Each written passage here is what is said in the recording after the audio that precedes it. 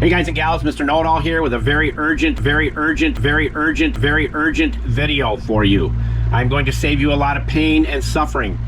This is probably one of the worst disasters I've ever seen, and it was not caused by me. Usually the disasters are caused by me and my inability to do the right thing. Many of you know what this is right here. Well, let me share something with you, and I'm going to take you on a little tour. You see that? This is what's connected to your tank on your toilet. And I'm thankful to the good Lord above that it was not the upstairs bathroom that this happened to. I'm sure that this is probably about 10 years old, maybe a little less, because I know they redid the bathrooms in the house before we bought it. But this cheap plastic piece of junk, in a very short period of time, was running full bore water into our bathroom. And the other good thing I had was that it was kind of pointed towards the tub, but it still did not stop. Probably about 300 gallons of water or more being pumped into our house.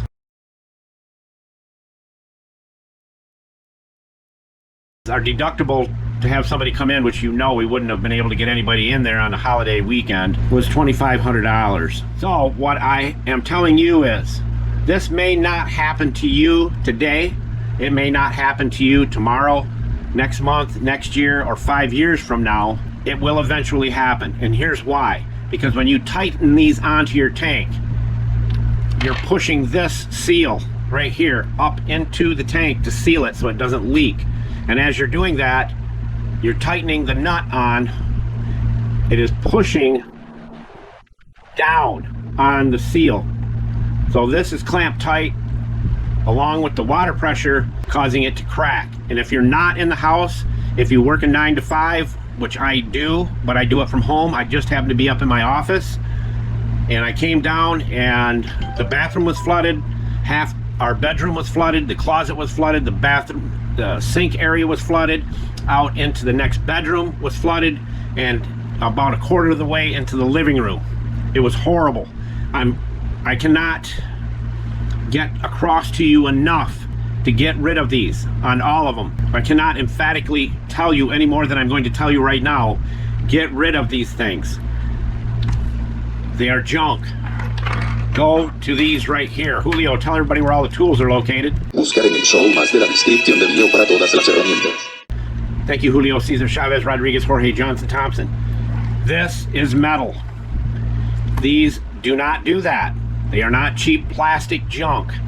They have a big sealer inside, a big seal, so that you do not have to tighten them that tight.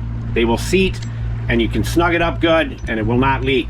These are the only way to go. Metal. You'll want to do these on your tank, for every toilet in your house, and your faucets, for every one of your faucets in your house. If you have one bathroom, then you'll need one for the hot, one for the cold. Take them off, measure them, and then order them the length that you need. And if you ever get it where it's too long, all you have to do is coil it like that, and you can put it up there and it'll work. So go start doing it, because you know how you get that little thought in your head? Sometimes somebody will tell you something, yeah, you shouldn't probably turn on that road, there's been a lot of accidents there, and you turn on it anyhow one day thinking, oh, that won't happen to you. Well, then what happens? You get in an accident. I'm giving you forewarning to get these replaced. I love doing these videos more than you know, because I love to help people. But this video here is something that you definitely need to pay close attention to. Before we do the tour, I want to give you a little tip. If you ever cut your nozzle down on your caulk guns, like I did here because I needed a bigger stream of the sealant, you can use old spark plugs because they're slightly tapered here, and it'll go right in there. And because most of them have these little knurls on them, you'll have less contact space in there, which means you'll be able to pull this out very easily. They work great for plugging off when you have to cut the tips off.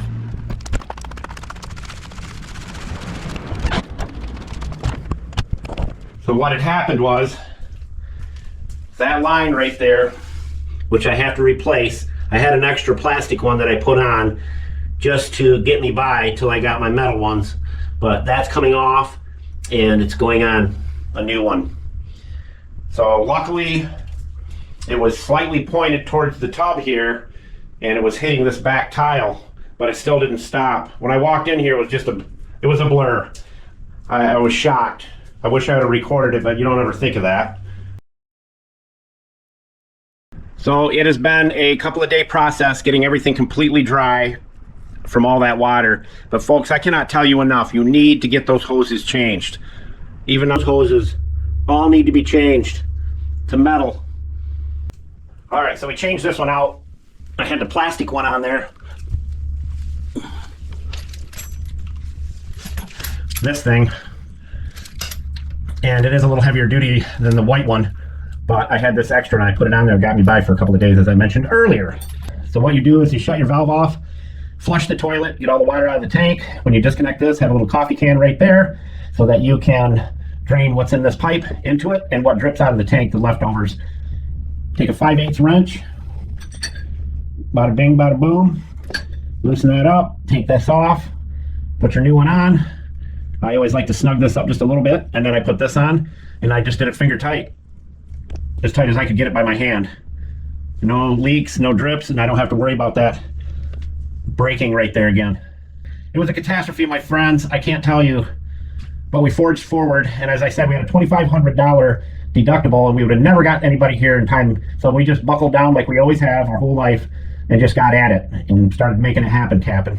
And that's all I got for you. Hopefully you take heed. Heed my warning, my friends, please. And as we always say, don't be a schmuckle, because if you are a schmuckle, you'll never have any friends. Mr. Know-It-All, out.